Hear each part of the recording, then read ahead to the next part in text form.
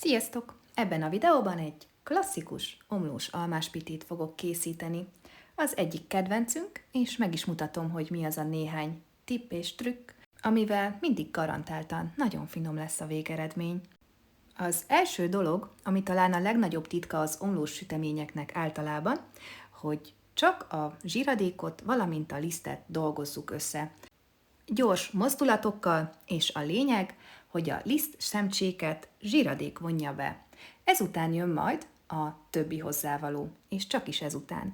Itt a videón látszik is, hogy pontosan milyen morzsalékos állagúnak érdemes lennie a tésztának, és ez nagyon finom omlós állagot fog adni majd a kész süteményünknek.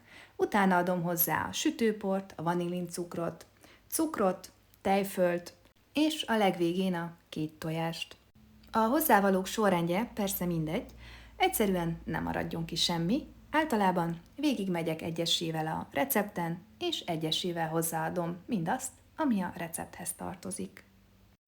Miután mindent kimértem, az összegyúrás következik, az omlós tésztánál érdemes minél gyorsabban dolgozni, hogy a zsíradék ne nagyon melegedjen fel, mert egyre ragacsosabb lesz tőle a tészta, amit ugye plusz liszttel próbálunk kompenzálni, a túl sok liszttől pedig pont elveszti azt a finom omlós állagát, helyette inkább egy keményebb tésztánk lesz. Az összegyúrt tésztát vissza szoktam tenni a hűtőbe, amíg elkészítem a tölteléket. Itt megpucoltam néhány almát, és utána egyszerűen egy reszelőben lereszeltem. Ez egy savanykás alma, direkt mindig ilyet vásárolok almás süteményhez, ehhez érdemes cukrot tenni, és mindig teszek még hozzá fahéjat, valamint szegfűszeget. Ez utóbbiból mindig őrölt változatot használok a süteményhez, viszont ezt nagyon óvatosan és nagyon sajnálva kell használni, mert keserűvé teheti a tölteléket, és gondolom megvan az az érzés, amikor beleharaptok egy nagyon finomnak kinéző süteménybe, és van egy mellékíze, egy olyan íz, ami oda nem hiányzik. Na, ezt szeretném mindig kihagyni. A töltelék elkészítése után már csak a tészta kinyújtása maradt hátra. Kivettem a tésztát a hűtőből, megfeleztem, és kinyújtottam az egyik felét. A hűtőzés miatt pont annyira megdermett a tészta, hogy már nem puha, így kevesebb liszt hozzáadásával is jól nyújtható, valamint nem ragad le. Egy nagyon fontos lépés, hogy az almát kinyomkodom a levétől, hiszen eláztatná a tésztát. Az alma fajtájától és állagától függően lehet alá tenni egy pici búzadarát vagy zsemlemorzsát, de ez a típusú almánál erre most nem volt szükség, illetve mivel ez omlós tészta, az azt jelenti, hogy elég nagy zsírtartalmú tészta, így ezeknél a süteményeknél a tepsit nem szoktam kizsírozni, hiszen nem ragad le. Egy rövid igazgatás után az a rész következik, amit gyerekkoromban mindig én csinálhattam, és azt hittem, hogy ez pusztán a dekoráció része, de nem.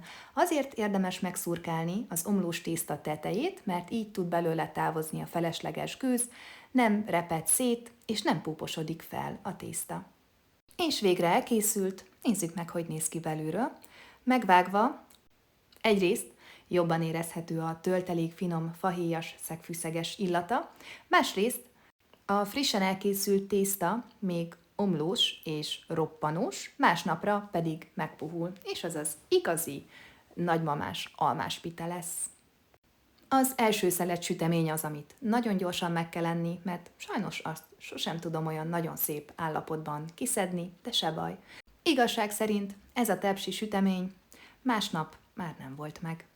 A sütéssel kapcsolatban még egy nagyon fontos tipp, hogy érdemes inkább hosszabban, de alacsonyabb hőfokon sütni, tehát 180 foknál nem szoktam nagyobb hőmérsékleten sütni, mivel az omlós süteményeket, például a kekszeket is inkább szárítjuk, mint magasabb hőfokon sütjük.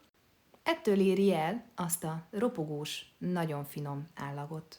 Remélem tetszett ez a recept, és kedvet kaptatok hozzá, és ha elkészítitek, írjátok meg kommentben, hogy sikerült.